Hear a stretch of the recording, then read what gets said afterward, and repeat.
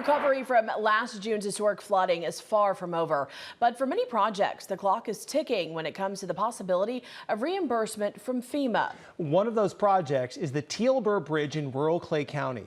That bridge is 118 years old and it bridges the Little Sioux River. It's been closed since late June, and frustrations are growing among residents who are looking for answers.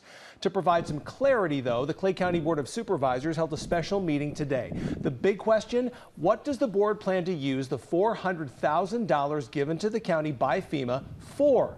It's well within the county's rights to use that funding for other projects and not the damaged bridge. Since FEMA funding is for reimbursement, the county would be responsible for fronting the cost of any repairs. Supervisors also said repairing the bridge may not be the best use of funds given the bridge's age and its limited capacity. In the end, they say it's their duty to make the most even-handed and data-driven decision to best serve the entire county.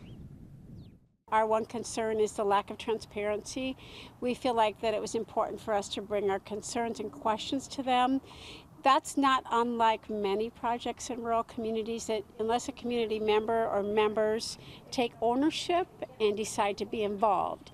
I feel like the Board of Supervisors here in Clay County, we're happy that we're involved. Both parties plan to continue discussing their options and look at other funding sources like grant programs.